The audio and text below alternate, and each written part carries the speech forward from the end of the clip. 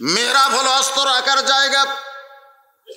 এই আয়াত নাজিল হওয়ার পরে আল্লাহ নবী মেহরাব তৈরি করলেন। সেই মেহরাবের মধ্যে আল্লাহ নবী ঢুকতেছেন। সাহাবেরা বললেন, এ রাসূলুল্লাহ, জীবনের সবচাইতে গুরুত্বপূর্ণ ওয়াজ করবেন, হুজুর মেম্বরে বসে আপনি ওয়াজ করেন আর আমরা মনোযোগ দিয়ে শুনি। আল্লাহ নবী বললেন, আজকে এই গুরুত্বপূর্ণ ওয়াজ শুধু তোমাদের শোনাবো না, ওয়াজটা আমি তোমাদের দেখাবার চাই। যেই বলছে দেখাবার চাই, আকর্ষণ বাড়তিছে কমতিছে? কারণ আমরা সারা জীবন তো ওয়াজ শুনছি, ওয়াজ কি দেখছেন কোন দিন? আল্লাহ নবী বললেন, এই গুরুত্বপূর্ণ ওয়াজ আমি শুধু তোমাদের শোনাবো না, ওয়াজটা আমি তোমাদের দেখাবার চাই। সমস্ত সাহাবী নড়ে চড়ে বসলেন। ওরে বাবারে, এতদিন খালি শুনছি, আজকে আবার দেখাবি।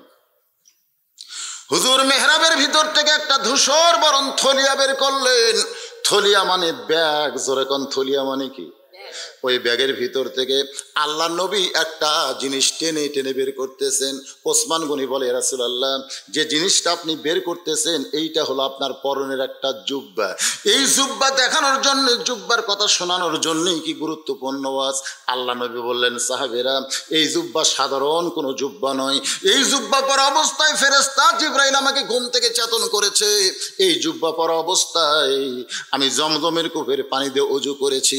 এই জুব্বা পরা অবস্থায় বোরাকের পিঠে চড়ে বাইতুল মুকাদ্দাসে 2 রাকাত নামাজের ইমামতি করেছি। এই জুব্বা পরা অবস্থায় 7 আসমান পাড়ি দিয়ে আল্লাহর আরশে গিয়েছি। এই জুব্বা পরা অবস্থায় আল্লাহর সঙ্গে আমার দেখা হয়েছে। সুবহানাল্লাহ। কি হয়েছে? দেখা। সাহাবেরা জিজ্ঞাসা করলেন, হুজুর আল্লাহর সঙ্গে যখন আপনার দেখা হলো তখন আল্লাহ কত দূর ছিল? কত দূরে ছিল? মানে দূরে থেকে দেখছেন না কাছাকাছি দেখছেন? আল্লাহ রাসূল এভাবে হাত, এই দেখেন আমার দিকে, এভাবে হাত করলেন, বুঝালেন যে ধনুক। ধনুক বোঝেন না আপনারা? ধনুক মানে ডান পাশে আল্লাহ আর বাম পাশে আমি মুহাম্মাদুর রাসূলুল্লাহ। এই জন্য অনেক মসজিদে দেখবেন ডান পাশে আল্লাহ, বাম পাশে মোহাম্মদ, আছে না নাই? আপনাদের মসজিদে অনেক মসজিদে আছে না নাই? এইবারে দেখবেন লা ইলাহা ইল্লাল্লাহ, আর এই পারে দেখবেন মুহাম্মাদুর রাসূলুল্লাহ। এখন আহলে হাদিসের কিছু লোক বলতেছে এটা শিরক, মানে আল্লাহর সাথে নবীর নাম থোয়া শিরক। এতদিন পর্যন্ত এটা আমরা শুনিনি, এখন নতুন করে শোনা যাচ্ছে এটা থোয়া যাবে না, নিচে থোয়া যাবে কিন্তু একসাথে থোয়া যাবে না। দেখছেন এই শিরক খবরটা আহলে হাদিসের লোকেরা কার মাধ্যমে পাচ্ছে? ওরা লিজে লিজে পাচ্ছে না নবীর মাধ্যমে পাচ্ছে? কথা কয় না। আমরা ইসলামের যা কিছু পাইছি কার মাধ্যমে? আল্লাহকে সরাসরি দিছে। তাহেরি সাহেব একটা গান গাইছে, আল্লাহরে ধন নবীরে দিয়া আল্লাহ আছে গায়েব হইয়া। এই কথা কিন্তু সম্পূর্ণ সত্য। আর এই কোরআন আল্লাহ নবীরে দিয়ে, আল্লাহ কি প্রকাশ্য না গায়েব? জোরে গান প্রকাশ্য না গায়েব? একেবারে সত্যি কথা তাহেরি কইছে, কিন্তু পরকার কথা হলো খারাপ। পরে যেটা কইছে, নবীরে ধন খাজা নিয়া শুয়ায় আছে আজমিহিরে, কেউ ফেরে না খালি হাতে, খাজারে তোর দরবারে। এই পর্যন্ত খারাপ। কারণ নবীরে ধন খাজারে দিয়া, নবীর সম্পদ নবীর ধন খাজাক দেয় না। আল ওলামা ওয়ারাসাতুল আম্বিয়া, সমস্ত আলেমরা হলো নবীদের ওয়ারিস। জোরে বলেন কথা ঠিক? তাহলে এক খাজাক দিবে কেন?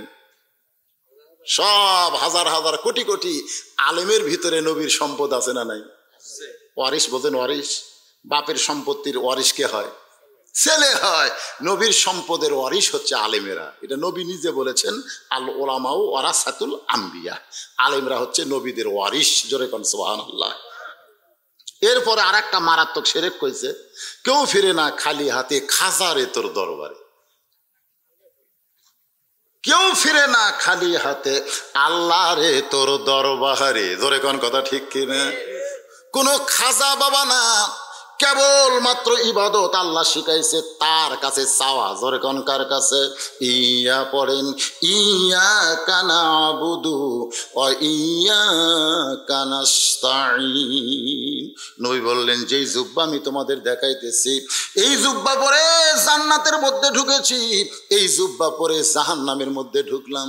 আমি যখন জান্নাতের মধ্যে ঢুকলাম, কিছু রূপক অর্থে আল্লাহ আমারে দেখাইলো, অনেকগুলো বাবা হাউমাউ করে কাঁদতেছে। জান্নাতের মধ্যে বাবা কাঁদতেছে। জাহান্নামের মধ্যে যখন ঢুকলাম, অনেকগুলো সন্তানের বাবা মুস্কি মুস্কি হাসতেছে। আমি নবী বললাম, জিবরাইল ভাই, জান্নাতের মধ্যে কান্দে, জাহান্নামের মধ্যে হাসে, কারণ কি?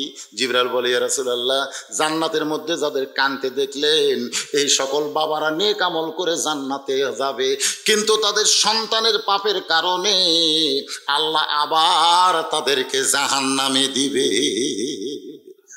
মানে নেক আমল করে কোথায় যাবে? জান্নাতে যাবে, কিন্তু সন্তানগুলো সব আইডিয়া হচ্ছে, আইডিয়া বোঝেন না, সবসময় খালি ফেসবুক, সবসময় খালি মোবাইল, পাবজি খেলা, মানে এমন ভাবে খেলতেছে।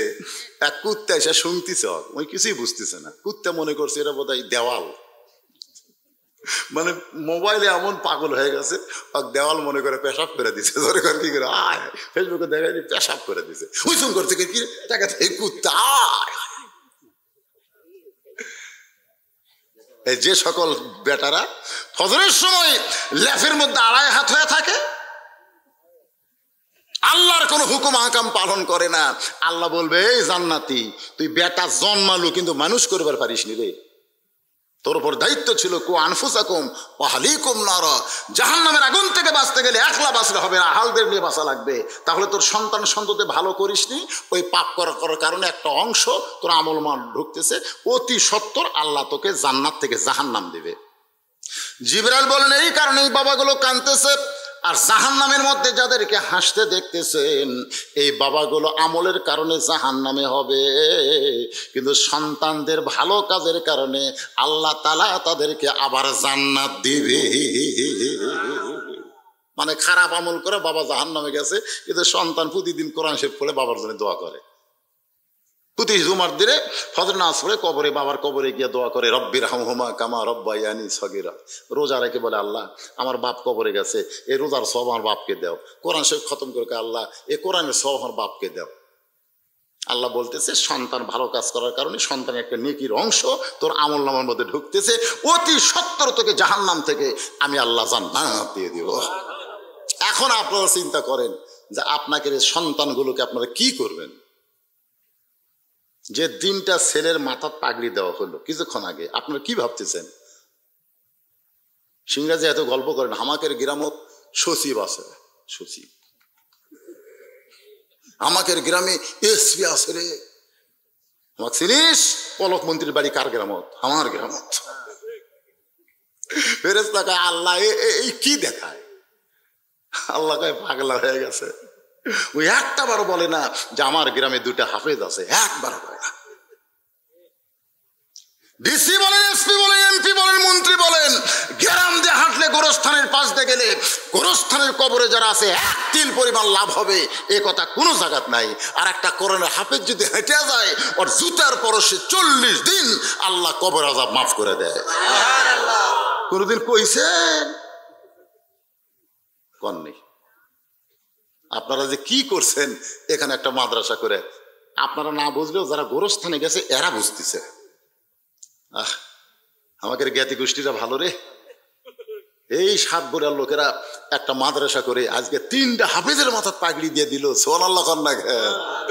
আল্লাহ কয়, তোরকে বাচ্চা কাচ্চা ভালো মাদ্রাসা করে প্রাইমারি ডস দিছে, প্রাইমারি ডস। জোরে কোন কথা ঠিক কিনা? এটা প্রাইমারি আছে না নাই? জোরে কোন আছে না? আমি এখানে প্রথম যখন ওয়াজ করবে আসি তখন আর প্রাইমারি থসে, তাই মানে কে ভাই তোমাকে কি থোয়ার কোনো জায়গা নেই? হুজুর সব আত্মীয় স্বজন ব্যস্ত হচ্ছে, হুজুরের ঝামেলা কে নিবি? এই জন্য আমার প্রাইমারি ছিল। আমি খালি মনে মনে করেছিলাম, আল্লাহ আল্লাহ, এখানে একটা মাদ্রাসা হলে আমাকে আর প্রাইমারি থাকা লাগবে না। জোরে কোন কথা ঠিক কিনা? আমি কিন্তু তখন থাকতো, আজকাল আছে, যখন আমি প্রথম ওয়াজ করছি তখন দাড়ি কালো আসলো, মনে আছে আপনাকে? এই মুরব্বীরা মনে নেই? আজ আমি বুড়ে হয়ে গেছি, আর কলজা ভরে গেল 3 জনের মাথার পাগড়ি দেওয়ার সময়। প্রাইমারি থাকছি রে। সুবহানাল্লাহ। কিন্তু যেদিন ডাক পড়িবে, কিন্তু যেদিন ডাক পড়িবে কবর মাঝে যাইতে, জোগাড় কিছু করছো বন্ধু তার মাঝে বিছাইতে। আজকে আপনাদের সবচাইতে কবরের পাথেও জোগাড় হলো 3টা হাফেজের মাথায় পাগড়ি দেওয়া। আল্লাহ কবুল করুক, জোরে কোন আমিন। এই ছেলে কি হলো রে, এই সামনে থেকে উঠলো কেন?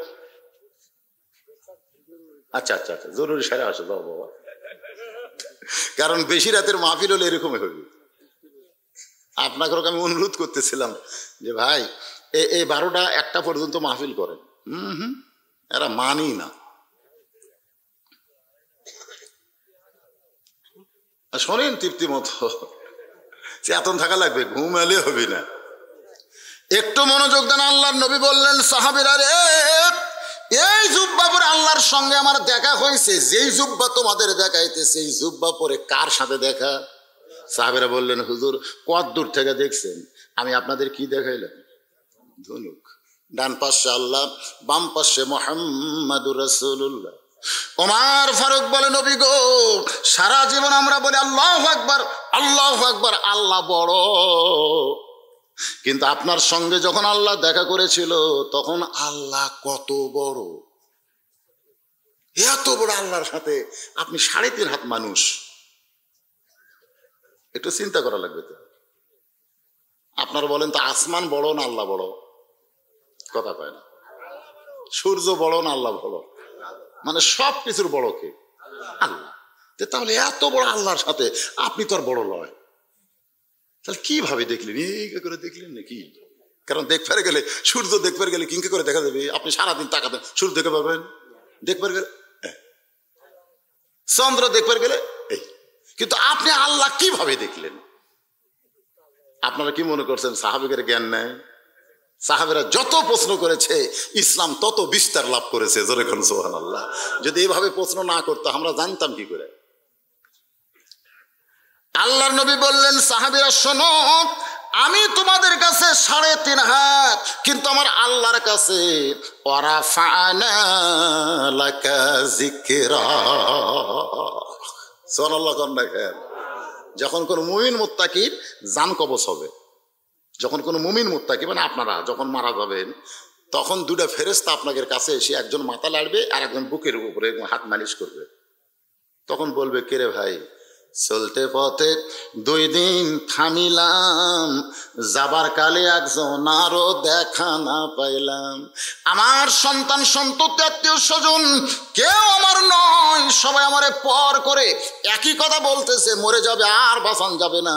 দুনিয়ার সব ডাক্তার ফেল মারছে, এখন লোকটা মরে যাবে। সবাই যখন সরে গেল, তোমরা 2 জন কে গো? আমার মাথায় হাত দিয়ে মালিশ করো, আমার বুকের উপর হাত দিয়ে সান্ত্বনা দাও। ওই 2 জন বলবে আমরা আল্লাহর রহমতের ফেরেশতা, মানুষের চেহারায় তোমার সামনে এসেছি। আল্লাহ তাখাফ, তোমার কোনো ভয় নাই, ওয়ালা তাহজান, তোমার কোনো চিন্তা নাই। ওয়া আবশিরু বিল জান্নাতিল্লাতী কুনতুম তুআদুন। আল্লাহু আকবার। তখন ওই মৃত্যু মুহূর্ত আপনি কি বলবেন জানেন? তোরা 2 জন তো ফেরেশতা রহমতের, কিন্তু আজরাইল। আমি তো শুনেছি সারা জীবন যে বিশাল দেহ আজরাইল, সমস্ত দরিয়ার পানি মাথার ঢাললে লাভি পর্যন্ত ভিজবি না, সেই আজরাইল। এত বড় আজরাইল আমার জান কবজ করবি, আমি তো থুতি নাই রে। জোরে কোন কথা ঠিক কি না? আপনারা বলেন যে একটা মশা মারার জন্য কামান লাগে, কামান, কামান বোঝেন না? একটা মশা তালি মারলি মরবি, তাক মারার জন্য বোমা সেট করছে। কে রে? মশাক মারার জন্য বোমার লাগে। আজরাইলের কাছে আমরা একটা মশা। জোরে খান কি কথা কয় না কি? দেখেন মশা। 2 জন রহমতের ফেরেশতা বলবে ওই যে দাঁড়ায় আছে, ওই যে দাঁড়ায় আছে, তাকায় দেখেন। তখন দেখে ছোট খাটো একটা মানুষের চেহারায়। বলে ওইটাকে, বলে ওইটাই হলো আজরাইল। বলে আমার সাথে আর কি করো? এত ছোট আজরাইল কেমনে দেখি? বলে আপনার যে চোখ ছিল সেই 2টা চোখ আমার আল্লাহ তাআলা এমন ভাবে সেট করেছে, যেরকম যন্ত্র আছে, অনুবীক্ষণ যন্ত্র, দূরবীন যন্ত্র আছে না নাই? অনুবীক্ষণ যন্ত্র দিয়ে ক্ষুদ্র থেকে ক্ষুদ্র পর্যন্ত জিনিস বড় দেখা যায়, আর দূরবীন দিয়ে অনেক দূরের জিনিস কাছে দেখা যায়। এই মুহূর্তে আল্লাহ ইমানের লেন্স দিয়া আপনার 2টা চোখ এমন ভাবে সেট করেছে, ওই বিশাল দেহে আজরাইল আপনার সম্মানে আল্লাহ ছোট বানায়া দিছে। সমস্ত ফেরেশতা আদমকে সেজদা করছে। আদম কত বড়? আর এত বড় ফেরেশতা কিভাবে সেজদা করলো, এইগুলো নিয়ে কিন্তু আমি মাঝে মাঝে গবেষণা করি। কেন আসরের পরে সুন্নত নফল নাই, কেন ফজরের পরে নাই, এই নিয়ে গবেষণা দরকার আছে না নাই? দরকার আছে। হ্যাঁ, সেই গবেষণালব্ধ জিনিসগুলো আজকে আপনাদের সামনে আমি একে একে উপস্থাপন করব। একটু চেতন থেকে কথাগুলো শোনা লাগবে, রাজি আছেন? যাদের পেশাব লাগবে তারা সবাই যে মুরব্বির লাগছে যাক, এরকম লাগলে যে হাঁটুর মধ্যে কাল্লা দেওয়া চলবে না, এটা চলবে না। এটা চলবে না বাজান। বক্তার দিকে তাকায় থাকো, কালো হলেও ক্ষতি নাই। এই তাকাও, আমার চেহারার দিকে তাকায় থাকো, আমি যত কালো হয় অসুবিধা নাই। তুমি দেখার কারণে আল্লাহ তোমার জীবনে সব সগীরা গুনাহ মাফ করে দিবে। সুবহানাল্লাহ। এই জন্য তাকে থাকা লাগবে। সারা রাত ওয়াজ করবেন আর বক্তা দেখবি না, বক্তা খেলে আপনার গ্রুপ দেখবি, তাহলে হবি তাই না? যে হাঁটুর মধ্যে মারছিল তাই। একটু মনোযোগ দিবেন। আল্লাহ নবী বললেন, সাহাবীরা রে, এই জুব্বাবর অবস্থায় আল্লাহ তাআলার মহব্বতের পরশ আমি পেয়েছি। এই জুব্বা পরে বাইতুল মামুরের মধ্যে সমস্ত ফেরেশতাদের আমি ইমামতি করেছি। এই জুব্বা পরে রাতারাতি আবার ফেরত আসলাম। ওমর ফারুক বলল, 27 বছর। জোরে কোন, কয় বছর? আশা থেকে পানিও গড়তিছে, উজু করার শিকলও লড়তিছে, শিকল লড়ে, পানি গড়ে, এটি বলে 27 বছর। আর মাথা খেললো না, কিভাবে? নাস্তিকেরা প্রশ্ন করছিল মুসলমানকে যে তোমাদের নবী 7 আসমান পাড়ি দিয়ে আল্লাহর আরশে গেল, কোন দরজা দিয়ে গেল, দরজা দেখো। তখন আবু হানিফার বয়স ছিল 9 বছর, কোন কিতাবে লিখছে 11 বছর। একটা মুরগির তলের ডিম এনে দেখা কোন দরজা দেখেছে, আই দেখ। তো না, একজন নাস্তিক বলে আচ্ছা দেখবো। তো কানের কাছে ডিম ধরছে, ভিতরে বাচ্চা খালি সিউ সিউ সিউ সিউ করে, বুঝছেন না? 22 দিন পর বাচ্চা হবে, 21 দিন পর ডিম লেগেছে, মানে বাচ্চা এসে গেছে, সিউ সিউ শব্দ হচ্ছে। তো কানত ধরছে, কয় কি? কয় সিউ সিউ। কি আছে এর মধ্যে? কয় মুরগির বাচ্চা। কোন দিক দিয়ে ঢুকলো? তুই বার কর। কোন দরজা দিয়ে মুরগির বাচ্চা ঢুকলো? কয় দরজা নাই, আছে। শয়তান, মুরগির ডিমের মধ্যে বাচ্চা ঢুকতে দরজা লাগে না, আর আল্লাহ আর সে নবী যাবে, তোরা দরজা খুঁজিস কেন? সুবহানাল্লাহ কবেন না? 27 বছর কিভাবে গেল?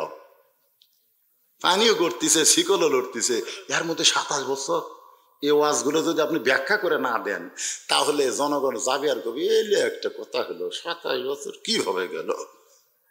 জিঙ্কে এক বক্তা ওয়াজ করছে, 50 ওয়াক্ত নামাজ নবী আসতেছিল, মুসা নবীর সাথে দেখা হয়ে 45 কমিছে। কয় ওয়াক্ত কমছে? 45 কমিছে। ওই ওয়াজ শোনা যাচ্চার করছে, যদি দেখা না হতো তাহলে আমাদের অবস্থা কি হতো রে? কারণ আসর, মাগরিব, এশা এই 3 ওয়াক্ত তাড়াতাড়ি, তাই আমাদের বিরক্ত লাগে। আসর, মাগরিব, এশা, তাহলে 50 ওয়াক্ত নামাজ 24 ঘন্টা খালি নামাজ আর নামাজ, একটা কাম করা গেছে না। তোর এখন কথা ঠিক না? আমি আজকে ইয়াত্তরে বলেছি 50 ওয়াক্ত নামাজ কয় রাকাত? তোমরা খালি 50 ওয়াক্ত কও, কিন্তু রাকাত খাও না। আর আমরা 5 ওয়াক্ত রাকাত বলবো, জোরে কোন কথা ঠিক কিনা? 5 ওয়াক্ত 17 রাকাত, জোরে কোন কয় রাকাত?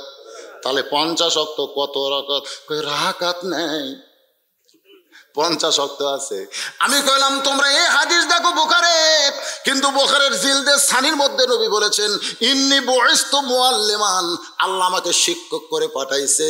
দুনিয়ার মুসার কাছ থেকে আমি নবীর শিক্ষা নেওয়ার দরকার নাই, আমি নিজেই একজন শিক্ষক। সুবহানাল্লাহ কন্যা গান। ইহুদিরা মুসা নবীকে ভালোবাসে, খ্রিস্টানরা ঈসা নবীকে ভালোবাসে। এই জন্য ইহুদিরা ষড়যন্ত্র করে এই হাদিস গ্যাটিস মারছে। জোরে কোন কি মারছে? জনগণ যান কয় মুসার সাথে দেখা না হলে আমাকে, এই কথা বলা মানে আমাকে নবী ছোট করা। জোরে কর কথা ঠিক কিনা? যেই নবী বোরাকের পিঠে চড়ে নাই, যতক্ষণ পর্যন্ত আমাদের জন্য একটা বোরাকের বাজেট না হসে। পড়েন পড়েন, নবী চড়ে নাই বোরাকে, আমার উম্মতের জন্য পুল সিরাতের গোড়া এমন করে একটা বোরাক দিলে আমি বোরাকের পিঠে চড়বো। জিবরাইল কয় হুজুর এটা কি একটা বায়না হলো? নবী কয় জিবরাইল তুই তার নবী লস, তুই হচ্ছে ফেরেশতা, আমি হচ্ছি নবী। আমার চিন্তা আছে আমার উম্মতকে আল্লাহ বোরাক না দেখালে আমাকে দিবে। আল্লাহ কয় জিবরাইল বলে দাও আমার দোস্তকে তার প্রত্যেকটা উম্মতের জন্য এমন করে একটা বোরাকের বাজেট করলাম। বোরাকে চড়ার আগে নবী আমাদের জন্য বোরাকের বাজেট করলো, আর 50 ওয়াক্ত নামাজ দেওয়ার সময় নবী আমাকে ভুলে গেল, মুসা নবী মনে করে দিল। আল্লাহর বান্দার একটু মনোযোগ দিয়ে শুনবেন।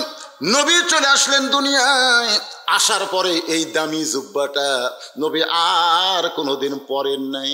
নবী বললেন সাহাবীরা,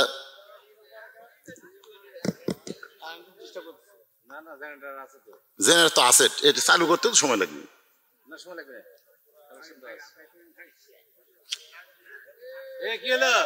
করছে করছে লা ইলাহা। আচ্ছা, এত রাত্রেও কারেন্ট যায়, এর কে ঘুম নাই নাকি? লা ইলাহা, হ্যাঁ মহব্বত দিয়ে বসেন। লা ইলাহা ইল্লাল্লাহ, লা ইলাহা, লা ইলাহা ইল্লাল্লাহু মুহাম্মাদুর রাসূলুল্লাহ সাল্লাল্লাহু আলাইহি সাল্লাম। এই যেমন করেন আলো জ্বলতেছিল, কি জ্বলতেছিল? হঠাৎ আলো চলে যাওয়ার কারণে আপনাদের কেমন লাগছিল? না না, খারাপ না ভালো? খারাপ লাগছে। কি জন্য লাগছে কোন? বর্তমান বাংলাদেশ কি অবস্থায় আছে? খালি কারেন্টের আলো জ্বললে হবে না ভাই রে। 21 বছর বয়সের যুবক মন চাইলে মদের লাইসেন্স করতে পারবে, মন চাইলে। একই এলাকার যদি 100 জন যুবক লাইসেন্স করে, ওই জায়গায় মদ বেচার একটা দোকান দেওয়া যাবে। যেই মদ হারাম, বর্তমান সরকার মাদক মুক্ত বাংলাদেশ গড়বার চায়, সেই সরকারের পক্ষ থেকে এক প্রতিনিধি কয় 21 বছর মদ হারাম, সব সময় হারাম। জোরে কোন কথা ঠিক, কথা কর না? হ্যাঁ, একটু মনোযোগ দেবেন। অন্ধকার, এই জন্য আমরা ওয়াজের মাঝখানে মাঝে মধ্যে বলি আল কোরআনের আলো ঘরে ঘরে না। ঘরত খালি আলো থাকলে হবে না, সব জায়গায় আলো থাকা লাগবে। ধরে এখন ঠিক কিনা? এই জন্য স্লোগান হবে আল কোরআনের আলো সব জায়গায় জালো। বলতে পারবেন? সবাই একটু গলা খাঁকারে দেন। আল কোরআনের আলো। আল্লাহ নবী বললেন আমি চলে যাব, কিন্তু এত জুব্বা, দামি জুব্বা নিয়ে আমি যাব না, এত দামি জুব্বা নিয়ে আমি যাব না। এই দামি জুব্বা তোমাদের মধ্যে কাউকে না কাউকে আমি দিয়ে যাব। যেই বলছে এই দামি জুব্বা তোমাদের মধ্যে কাউকে না কাউকে আমি দিয়ে যাব, সঙ্গে সঙ্গে প্রত্যেকটা সাহাবী জুব্বার দিকে তাকায় চিন্তা করে এত দামি জুব্বা নবী কারে দিবে, কে এত সুন্দর দামি জুব্বা পাবে? প্রত্যেকটা সাহাবী মনে মনে চিন্তা করে এই জুব্বাটা যদি নবী টুকরা টুকরা করে সবাইকে দিত, আমরা মহব্বত স্বরূপ আমাদের কাছে রাখতে পারতাম। জোরে কোন কথা ঠিক কিনা? যেরকম ভারতের এক জায়গায় আল্লাহ নবীর মাথার চুল আছে। জোরে কোন কি আছে? নবীর মাথার চুল দেখার জন্যে হাজার হাজার মানুষ দৈনিক যায় খালি চুলটা দেখার জন্য, নবীর মাথার চুল। তাহলে যেই জুব্বা পরে আল্লাহর সঙ্গে নবীর মেরাজ হয়েছে, সেই দামি জুব্বাটা নবী কাকে দিবে? প্রত্যেকটা সাহাবী জুব্বার দিকে তাকায় মনে মনে চিন্তা করতেছে এই জুব্বা নবী কাকে দিবে। নবীর পাশে একজন সাহাবী বসেছিলেন, নাম হলো আবু বকর। জোরে বলেন নাম কি? মনে মনে চিন্তা করতেছে জুব্বা বুঝি নবী আমাকেই দেয়, কারণ সর্বপ্রথম নবীর সঙ্গে নবীর কাছে যিনি ঈমান গ্রহণ করেছেন তার নাম হলো আবু বকর সিদ্দিক। নবী বলেছিলেন একদিন গভীর রাত্রে মক্কা থেকে মদিনায় হিজরত করা লাগবে, আমি তোমাকে সঙ্গে নিয়ে মদিনায় হিজরত করব।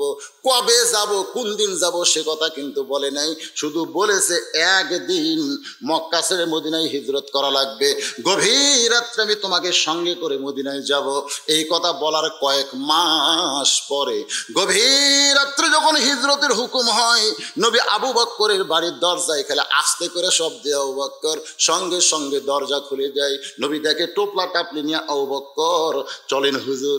আবু বকর দিকে তাকায় রাসূল বলে আবু বকর আমি যে তোমার ঘরে আসতেছি, তোমার বাড়িতে আসতে কি আগে থেকেই জানতে? বলে হুজুর কয়েক মাস আগে বলেছিলেন একদিন গভীর রাত্রে মক্কা থেকে মদিনায় হিজরত করবেন, আমি অধমকে আপনি সঙ্গে নেবেন, শুধু আপনার সঙ্গে হিজরতে যাওয়ার নিয়তে আজ পর্যন্ত আমি ঘুমাই নাই। গারে সুরের ঘটনা সকলেই জানেন, বিষাক্ত সাপের কামড় নবীর পায় নাই, আবু বকর নিয়েছে। সে আবু বকর মনে মনে চিন্তা করে জুব্বা বুঝে আমি পাই, কারণ আমার মতন দামি সাহাবী নবীর একটাও আছে নাকি? আল্লাহ রাসূল বলেছেন আমার আবু বকরের গারে সুরের নেকি যদি অন্য পাল্লায় দেওয়া হয়, আর কিয়ামত পর্যন্ত আমার যত উম্মত হবে সমস্ত উম্মতের নেকি যদি এক পাল্লায় দেওয়া হয়, সমস্ত উম্মতের নেকির চাইতে আবু বকরের নেকির ওজন আল্লাহর কাছে বেশি হবে। জোরে কান সুবহানাল্লাহ। আপনারা বলেন তো, আবু বকর গাড়ে সুরে যে নেকিটা কামাই করছে, এটা কি ইবাদত না মহব্বত? কথা কয় না, এটা হলো মহব্বত। আর আমরা নামাজ রোজা হজ যাকাত যেগুলো করি, এগুলো কি মহব্বত না ইবাদত? এখন আপনাদের কাছে আমার প্রশ্ন হলো, ইবাদতের ওজন বেশি না মহব্বতের ওজন বেশি? তো নবীর প্রতি আমাদের মহব্বতের দরকার আছে না নাই? নবীর প্রতি যত বেশি মহব্বত করবেন তত আপনার ওজন বেড়ে যাবে। আল্লাহর বান্দা একটু মনোযোগ দেন। আবু বকরের বাম পাশে একজন সাহাবী বসে বসে মনে মনে চিন্তা করে, জুব্বা বুঝি আমি পাই। কারণ আল্লাহ নবী বলেছেন, আমার পরে কেউ যদি নবী হতো, লাউকানা ওমর, আমার পরে কেউ যদি নবী হতো। আপনারা বলেন তো, আমাদের নবীর পরে কোনো নবী আছে? এই 26 আজ থেকে 27, 28 এই 3 দিন ব্যাপী পঞ্চগড়ে, ধরে কোন কি গড়ে? পঞ্চগড়ে একটা মহাসম্মেলন হচ্ছে। সেই সম্মেলন করতেছে গোলাম আহমদ কাদিয়ানির দল। ওরা বিশ্বাস করে না যে আমাদের নবী শেষ নবী। আমরা যারা এখানে বসে আছি, আপনারা কি বিশ্বাস করেন? করেন? আল্লাহ কোরআনে ডাইরেক্ট বলেছেন, মা কানা মুহাম্মাদুন আবা আহাদিম মির রিজালিকুম ওয়ালাকির রাসূলুল্লাহি ওয়া খাতামান নাবিয়্যিন। আচ্ছা, আল্লাহ বলেছেন আমাদের নবীর পরে আর কোনো নবী, কথা কয়, নবী নাই। কিন্তু নবী বলেছেন আমার পরে কেউ যদি হতো,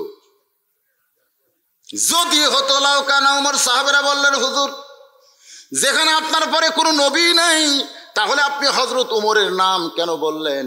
রাসূল বললেন, নবী হওয়ার সব যোগ্যতা আল্লাহ হযরত ওমরের ভিতরে দান করেছে। সুবহানাল্লাহ, জোরে কান। আল্লাহ রাসূল বললেন, শোনো, আমার এই কথা আমি যে বললাম আমার পরে কেউ যদি নবী হতো, এই কথার দাম আল্লাহর কাছে এত বেশি, যার কারণে হাসরের ময়দানে আল্লাহ হযরত ওমরকে নবীদের কাতারে দাঁড় করায় দিবে। আপনারা তো সুবহানাল্লাহ কইলেন, কিন্তু ওমর ফারুক এই কথা শুনে সুবহানাল্লাহ কয়নি। আপনারা কি কইছেন? সুবহানাল্লাহ। কিন্তু ওমর ফারুক সুবহানাল্লাহ কয়নি। আল্লাহ রাসূল হাদিসটাই ভাবে বয়ান করছেন যে নবীদের অনেকগুলো কাতার হবে। যে কাতারের প্রথম থাকবে দাউদ আলাইহিস সালাম, সেই কাতারের 2 নম্বরে থাকবে হযরত ওমর, 3 নম্বরে থাকবে সুলাইমান। আল্লাহ রাসূল বলেছেন 1,24,000 কোন আর 2 লক্ষ, এটা কিন্তু হয় না, এটা আমার মাথা খেলে না। 1,24,000 মতান্তরে 2,24,000 একটা মতান্তর, কোনোদিন 1 লক্ষ কম বেশি হয় না। এইগুলো শুনলে মানুষ আমাকে ভেজাল করি যে 1 লক্ষ থেকে একবারে লাভ দেয় 2 লক্ষ গেল। 1,24,000 মতান্তরে 1,24,000 একজন, অথবা 2,24,000 এই পর্যন্ত বলা যাবে। কিন্তু মতান্তর বলতে লক্ষ বাড়ান যাবে না। একটু মনোযোগ দেন, ইসলামকে হিসাবের ধর্ম না। আপনারা বলেন তো, ইসলামিকে হিসাব আছে না নাই? প্রত্যেকটা জিনিস আল্লাহ যিনি হিসাব নেবেন, আর এরকম ব্যয় হিসাবে একটা ব্যয় সাইজা কথা ছাড়া দিলেই হবে। 18,000 মখলুকাত এখন যে ধরা পড়তেছে, গোটা পৃথিবীতে কোটি কোটি মখলুকাত আছে, আর এই মুসলমান কইছে 18,000। তা 18,000 না বলে বলতে হবে অসংখ্য মখলুকাত। জোরে কোন কথা ঠিক না? অসংখ্য। তো নবীদের মধ্যে সবচাইতে চালাক নবী হলো 2টা। জোরে কোন কয়টা? একটার নাম কি? মুসা কালিমুল্লাহ, আর একটার নাম হলো সুলাইমান। সুলাইমান মনে মনে চিন্তা করবে, আমার বাবার পরে তো আমারই দাঁড়ানোর কথা, মাঝখানে এই নবীটা গ্যাটিসকে, মাঝখানে নবীটা কে? এই মনে করে যখন ওমর ফারুকের পিছনে হাত দিবার যাবে, হাতটা সরে আসবে, আবার হাত দিবার যাবে সুলাইমান, নবী বলতেছেন, আবার হাতটা ফেরত আসবে, আবার তৃতীয়বার হাতটা কাঁপতে কাঁপতে পিঠের ওপরে। সুলাইমান বলবে, আপনি কোন নবী ভাই? আপনার নামটা একটু জানবার চাই। সঙ্গে সঙ্গে হযরত ওমর বলে, এই মিয়া, ওয়ালিমান খাফা মাকামা রাব্বিহি জান্নাতান। আল্লাহ হাসরে হাকিম হয়ে গেছে, আমরা আসামি হয়ে দাঁড়াইছি। আমার এই নবী নবী বলতেছে কেন? আমার নাম হলো ওমর, তিনবার বলবেন আমার নাম ওমর, আমার নাম ওমর। সুলাইমান বলবেন ওমর নামে তো কোনো নবী নেই, তাহলে তুমি নবীদের কাতারে কেন দাঁড়াইছো ভাই? ওমর ফারুক বললেন এইটা কার কাতার? বলে তোমার সামনে যিনি দাঁড়ায় আছে দাউদ আলাইহিস সালাম, তোমার পিছনে আমি নবী সুলাইমান। ওমর ফারুক কাতার ছেড়ে বলবে ওগো আল্লাহর নবী, আমার বড় বেয়াদবি হয়ে গেছে, আমি নবীর কাতারে দাঁড়াবার চাই নাই, কিন্তু কিভাবে দাঁড়াইলাম। এই বলে যখন নবীর কাতার ছাড়বে, আল্লাহ বলবে ওমর, আল্লাহ নবী বলেছিলেন আমার পরে কেউ যদি নবী হতো তাহলে ওমর নবী হতো। দুনিয়াতে নবী তোমারে করা যায় নাই, কিন্তু নবীর কথার দাম দিতে গিয়া নবীর কাতারে দাঁড়া করাইছি, তুমি কাতার ছিল না। ওমর ফারুক বলবেন আল্লাহ, নবীর কাতারে দাঁড় করায় আপনি আমারে খুশি করতে পারবেন না, আমি নবীর কাতারে দাঁড়াবার চাই না, আমি বিশ্ব নবীর উম্মতের কাতারে দাঁড়াবার চাই। কারণ রাসূল বলেছেন সর্বোত্তম জান্নাতে আমি যাব, আমার উম্মতেরা যাবে। সুবহানাল্লাহ কোন না কেন? আল্লাহ রাসূল এক সময় বললেন আমার সমস্ত উম্মত জান্নাতে না গেলে আমি নবী জান্নাতে ঢুকবো না। তাহলে এখন চিন্তা করেন তো, নবীদের কাতার ভালো না বিশ্ব নবীর উম্মতের কাতার, কোনটা আপনাকে ভালো লাগতেছে? এই জন্য সকলে একটা আমার সঙ্গে বলবেন, নবী না হয়ে দুনিয়ার না হয়ে ফেরেশতা আল্লাহর হয়েছি উম্মত আপনার, তার তরে শুকুর। তাও লাখো বার করছেন আপনি, এর উপর হিসাব নাই, কোটি বার।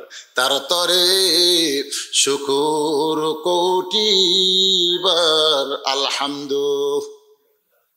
ওমর ফারুক মনে মনে ভাবতেছে জুব্বাবু যে আমি পাই।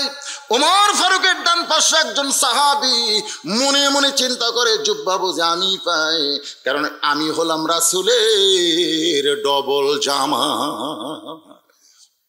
আপনারা বলেন তো ডবল জামাই কি?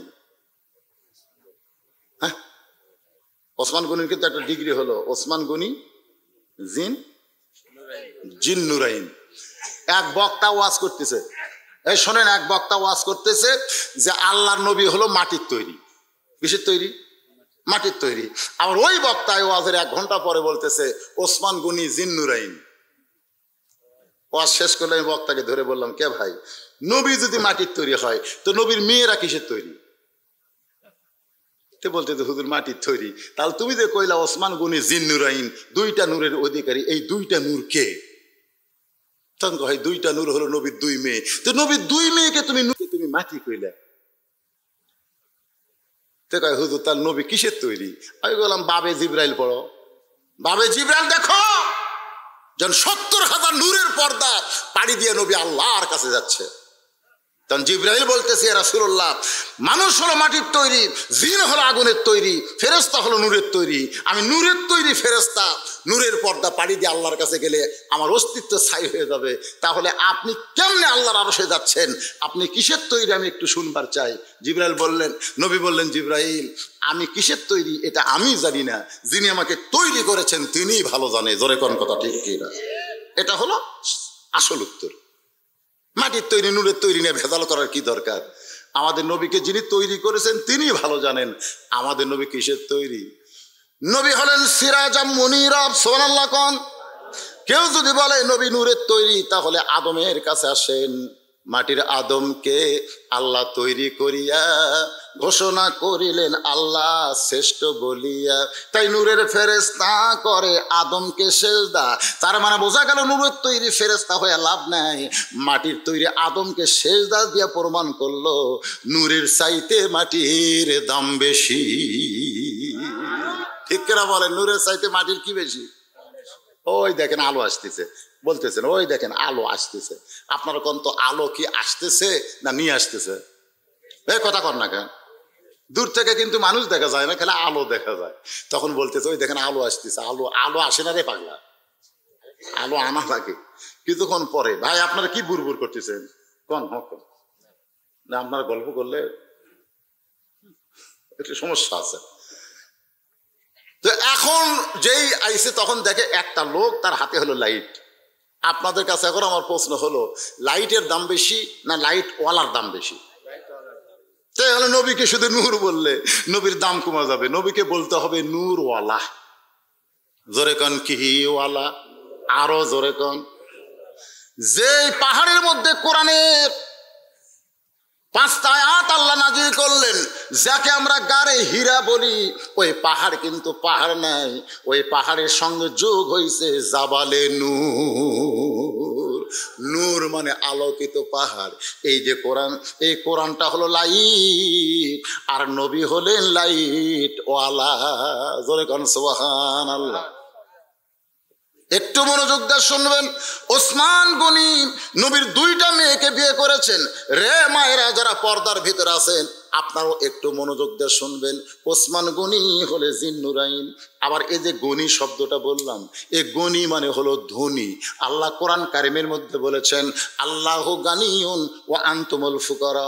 আমি আল্লাহ হলাম ধনী, বাদ বাকি সবাই ফকির। তাহলে আমার সামনে যারা বসে আছেন, আমরা সবাই কি ধনী না ফকির? সবাই বলা লাগবে, আল্লাহ হচ্ছে ধনী, আমরা কি? আরো জোরে। হচ্ছে না এতগুলা মানুষ। আচ্ছা আপনি কি ধনী? তাহলে ফকির আল্লাহর কথা। আল্লাহ গানিয়ুন ওয়া আনতুমুল ফুকারা। আল্লাহ হচ্ছে ধনী, আমরা হলাম সব ফকিরের গোষ্ঠী। ফুকারা মানে কি? ফকিরের বহু বচন। তাহলে আমরা সবাই কি ফকির? জোরে কন কি? আরো জোরে, জোরসে বলুন। পুরুষ মানুষ যদি ফকির হয়, তাহলে মেয়ে মানুষ কি? আরো জোরে, জোরসে বলুন। সেই হিসাবে শেখ হাসিনা ভয় করতেছেন, জোরে কওয়া লাগবে। এটা কিন্তু মিডিয়ায় যাচ্ছে, জোরে কোন কথা ঠিক কিনা? এটা 60 কবেন ভাই। শেখ হাসিনা, খালেদা জিয়া, রওশন এরশাদ, দীপু মনি। আমি কিন্তু কইনি, আমার ওয়াজ আপনারা শুনছেন, আমি কিন্তু কইনি, আমি খালি নাম লিছি। আর আপনারাই কছেন মিডিয়া সাক্ষী। হবে না, হবে না। কারণ আল্লাহ বলেছেন, কোরআনে বলেছেন, আমি হলাম ধনী, বাদ বাকি সবাই ফকির। ভিক্ষা করবার যাচ্ছে, প্রতিদিন 2-3 কেজি চাল নিয়ে আসতেছে। ফকিরের বইয়ের গাল উঁচে। বাজারের যে সব জিনিসের দাম বেশি, এই 2-3 সের চাল দিয়ে কি হবে? ফকির রাগ করে কয়, তুই তো আর ভিক্ষা করিস না, তুই বুঝবো কি?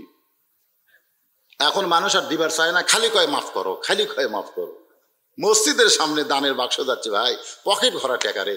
নিজে দেখছি আমি, যারকে টাকা নাই ওরা 2 টাকা 3 টাকা করে দান করতেছে, আর যার টাকা আছে ওই অন্যদিকে তাকে এত জোরে ঠেলা মারতেছে, দান বাক্স চো করে 3-4 জন পার হয়ে গেছে।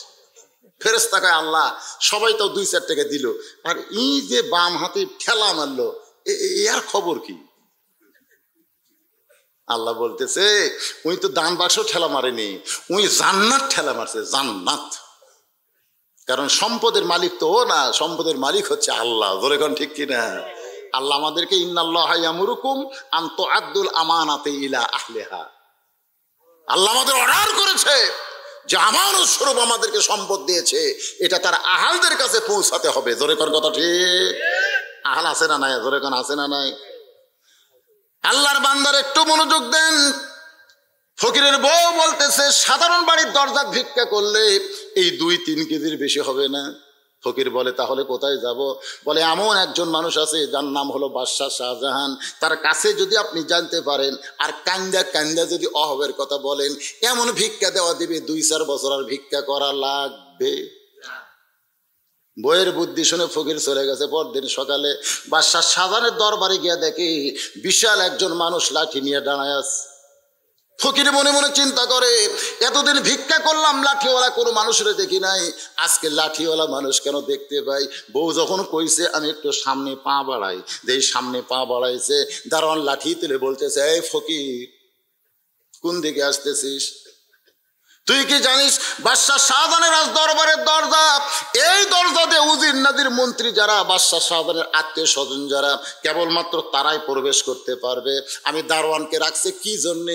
কোনো ফকিরের প্রবেশ করার অধিকার নাই। ফকির দেখতেছে সোজাভাবে কাম করলে হবে না, একটু হিকমত অবলম্বন করা লাগবে। আল্লাহ বলেছেন উদউ ইলা সাবিলি রাব্বিকা বিল হিকমা মাউইজাতিল লিল হাসানা। জোরে কোন সুবহানাল্লাহ।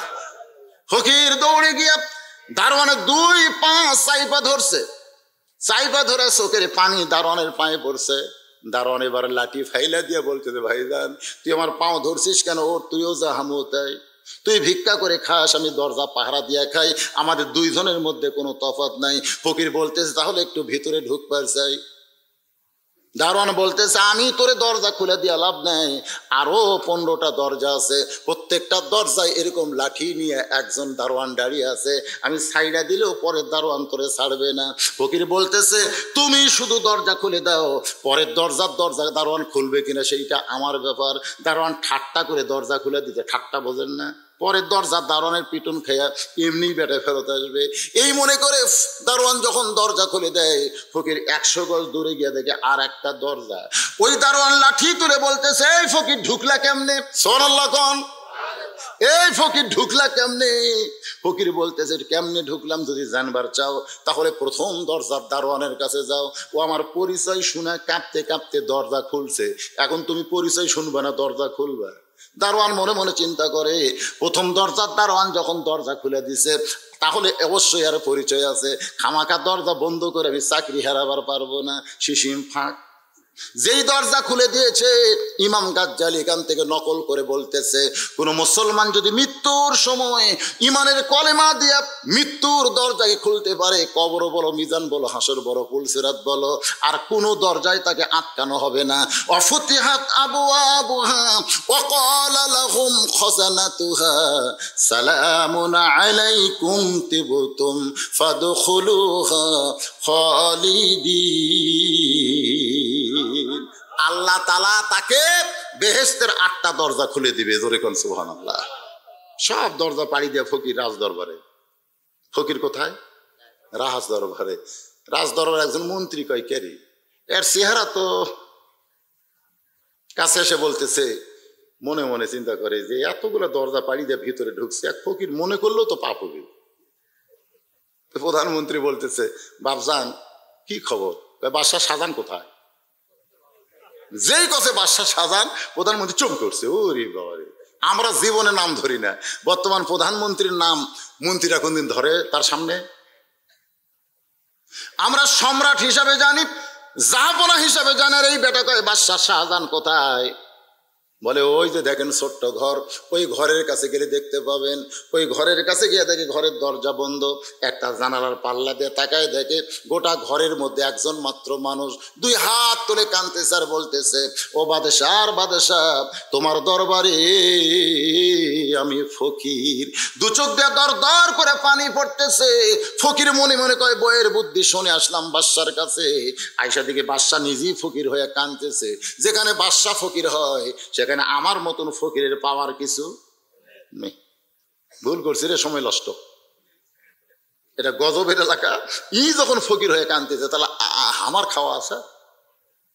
এই মনে করে ফকির যখন বের হবার চাই, এই দিক দিয়ে বের হওয়ার প্রথম জর্দার দারোয়ান বলে বাবাজি আপনি কি বাদশার সাথে দেখা পাইছেন? ফকির ভিক্ষা না পারলে খুশি হয় না, রাগ করে। যেই কইছে বাবাজি আপনি কি বাদশার সাথে দেখা পাইছেন, ফকির চিল্লা বলে রে দারোয়ানের বাচ্চা দারোয়ান, খালি দরজা পাহারা দেশ, ভিতরের খবর জানিস না? তোরা তাকে বাদশা বাদশা বলে পূজা করতেছিস, আমি নিজের চোখে দেখলাম ফকির হইয়া কাঁদতেছে।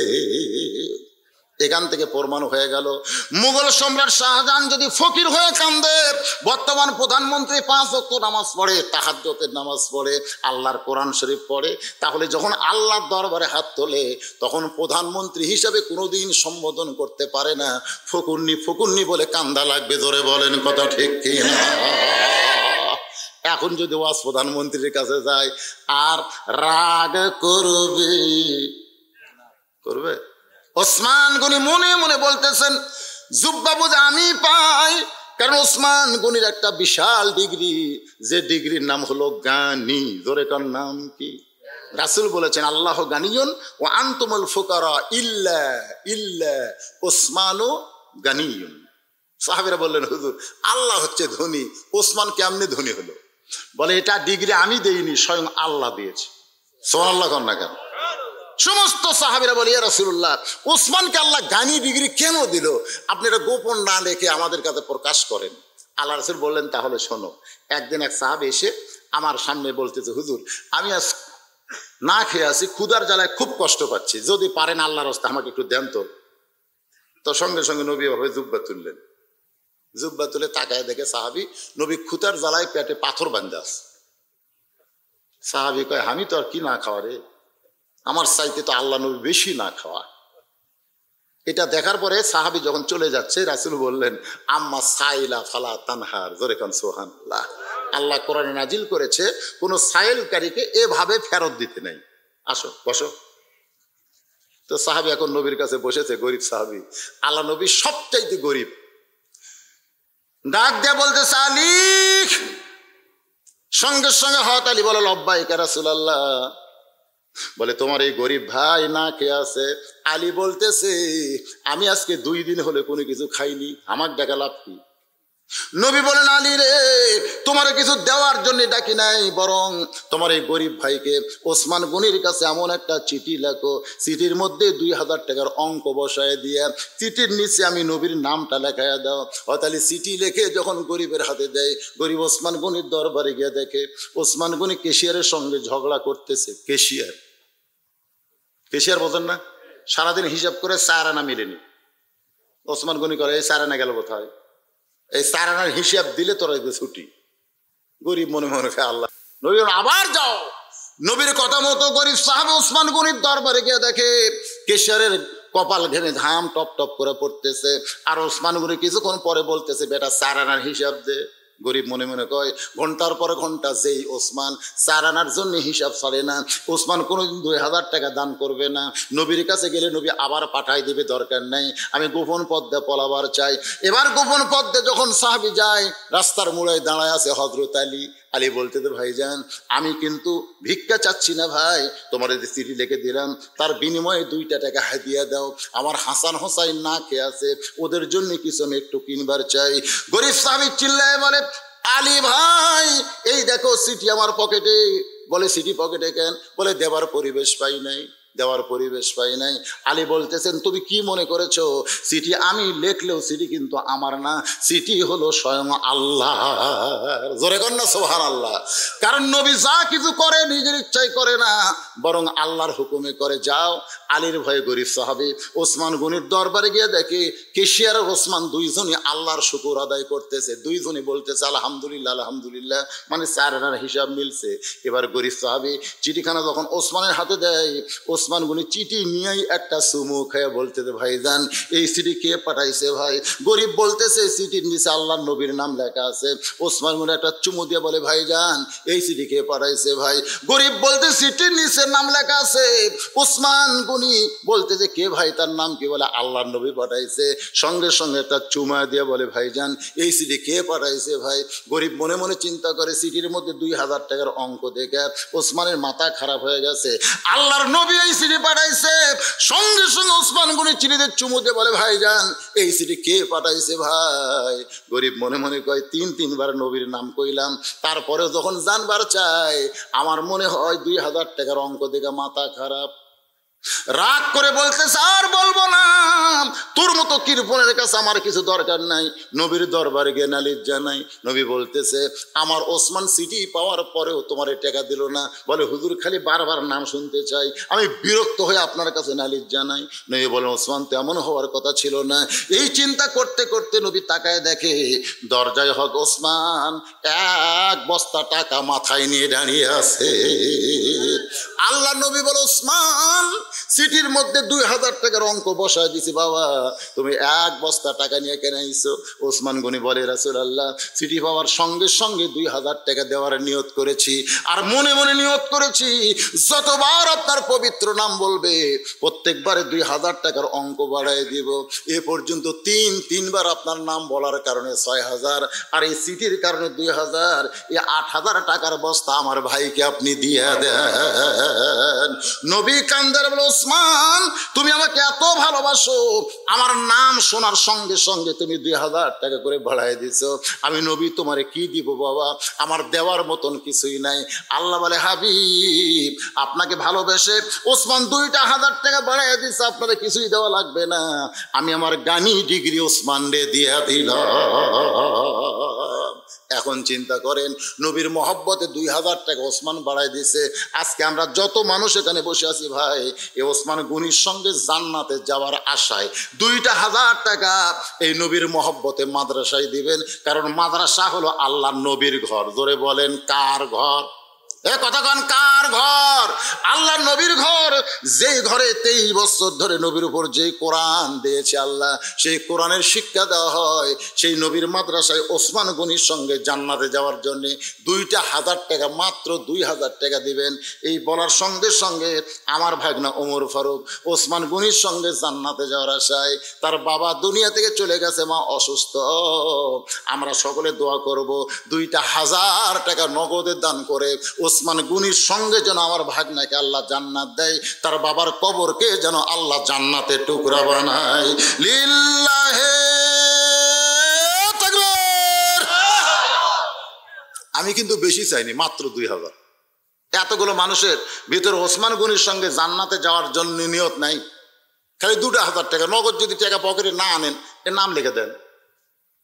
এই তাড়াতাড়ি, শয়তান ধোকা দেওয়ার আগেই, শয়তান কিন্তু ধোকা দেবে, দেশ না দেশ না। শয়তানের কামই হলো দুনিয়ার সম্পদ দুনিয়ার থিয়ে যা, কবরত যা, আজাব খা।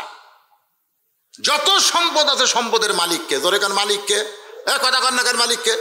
আল্লাহ আমাকে দিয়েছে আমানত স্বরূপ, যে টাকা পায় তুই কি আমারই ভুলে যাস না কি করি?